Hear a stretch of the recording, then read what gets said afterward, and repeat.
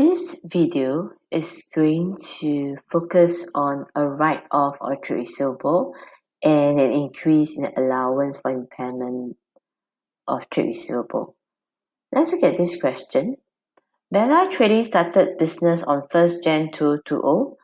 The following balance falls on 31st December 2020 and 2021. So this is all our trade receivable. So Bella Trading reviewed its credit customer at the end of the year and estimated that 5% of its trade receivable are likely to be uncollectible. Okay, when you see the word likely to be uncollectible, please refer to your allowance.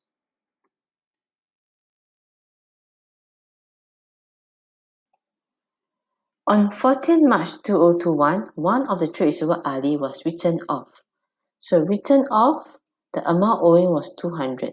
So when you see the word written off, this is a case where it's confirmed that you will not be able to receive your money. Okay, let's summarize by looking at this table. So start of year 1, which is 1st Jan 2020, there's no allowance. At the end of year 1, we have created this allowance, which is 5% of 18,000, okay, of our trade receivable. So we will have 18,000 multiplied by 5%, we have 900. So in my year 1, there's an increase from 0 to 900. Okay, so this is an increase in allowance of 900.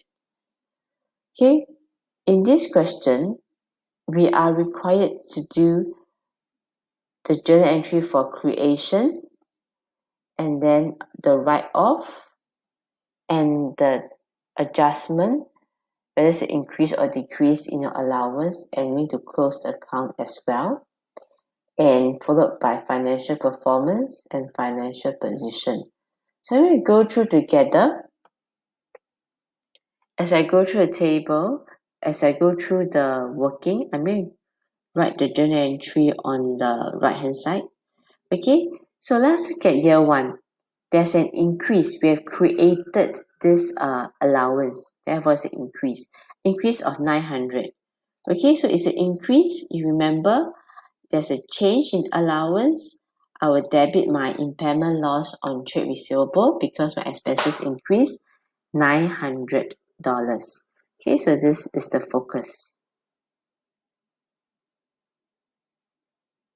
The ending allowance is 900 and there's an increase of 900. So focus on this. All right, so I'll credit my allowance for impairment of trade receivable. It's credit in nature, so if it's plus, I will have 900. The narration will be being providing allowance for impairment of trade receivable for the first time. Okay, so this is the journal entry for 2020. At the year end, I need to close the account for my impairment loss as well. So in order, my expenses will be a 0. So therefore, I will credit my allowance. So I'll credit my impairment loss. I'll remove my expenses. I will then debit my income summary. So this is closing my impairment loss or trade receivable account. So this is for my year 1. Okay, so let's look at my year 2. So at my year 1, my ending allowance is 900. So this 900 will be my beginning, start of my year 2, 1st Jan 2020. I'll start off with the allowance of 900.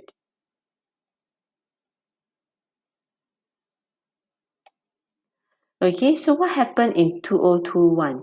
We realized that on 14 March, there's a write-off. So there's a write-off. I will need to minus from my allowance. So I need to minus $200 because I'm not able to get back 200. I'll minus from this fund, which is called allowance. Okay, so my balance allowance will be 900 in the beginning minus 200. I will have $700 as my balance. Okay, so I'm going to record down the write-off journal entry. So when I write off, I'll minus from my allowance. Okay, so I debit my allowance, $200. I'll credit my trade receivable, Ali. Okay, so narration will be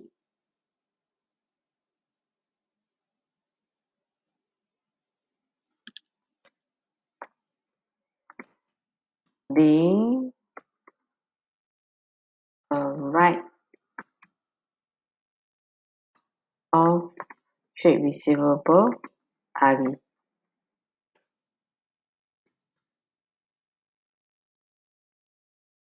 Okay, so after this, you realize that my balance, my balance in my allowance is 700. So let us look at the year end for my year two again. So I need to calculate the allowance again. So at my year two, the business will review its customer again and realize that 5% cannot collect. So my allowance for my year two, my ending allowance for my year two will be 20,000 multiplied by 5,000, which means 1,000. Okay, this 1,000 is my ending allowance. Okay, so from 700 to reach 1,000, I need to top up. I need to increase by 300. There's a change of 300 because 1,000 minus 700. So this increase in my allowance, okay, it will be debit impairment loss on trade receivable 300, credit my allowance 300. So the narration will be increase in debt estimated to be uncollectible over the prior year. Okay, please take note, we only record the changes, top up, increase of 300. Okay, same thing at my year end, I need to remove my impairment loss account. Therefore, I credit my impairment loss because expenses account will be a 0 at the end. I debit my income summary 300. So being closing of impairment loss on trade receivable account. So this is my journal entry for this question. So how do I record my financial performance? Okay, so please take note, impairment loss is recorded in your financial performance. So let's look at 2020 year one, there's an increase of 900. Okay, so look at your income summary, look at your impairment loss of 900 and close to my income summary 900, and therefore under less expense under financial performance, I have an impairment loss on trade receivable $900. What about my year two? Okay, I also look at the word impairment loss on trade receivable. There's an increase of 700. Income summary also 300. So my financial performance, I record the changes, not the ending balance. Okay, so this will be 300 as well. So how do I record my financial position? So I'm going to split this so you can see clearer.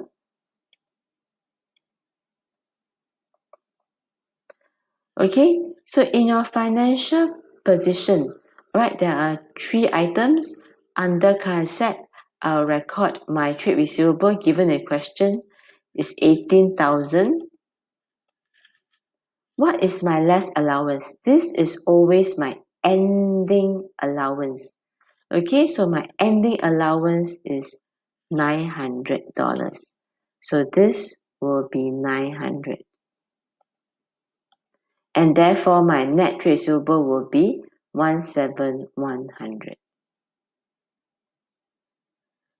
Okay, for 2021, for my second year, my trade receivable is 20,000. Okay, so this will be 20,000. My allowance, I need to minus my allowance. Same thing, I'm looking at my ending allowance, not the changes, not the difference. So this will be recorded as $1,000. Okay, So 20,000 minus 1,000, I will have 19,000 as my net trade receivable. So take note, this is always in my financial position, is always my ending allowance. Okay, so let me summarize for you by showing you a ledger. Okay, this is not required, but let me show you visually so that it will help you in your interpretation later on. So when we prepare your allowance account, okay, credit is a plus, debit is a minus. So let's recall by looking at this table.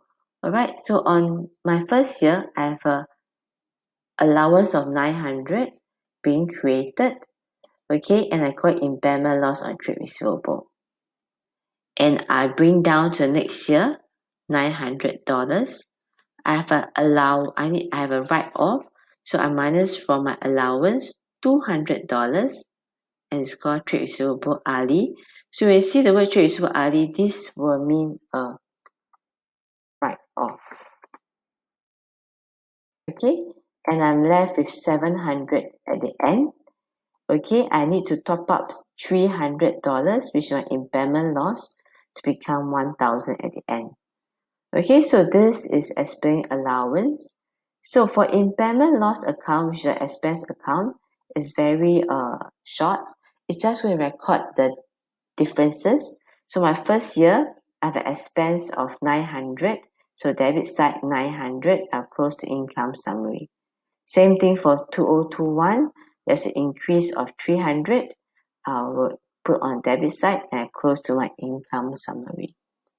Okay, so this will help you to interpret later on. Okay, so this video, you should have understand how to prepare the journal entry and how to present in a financial performance and financial position statement.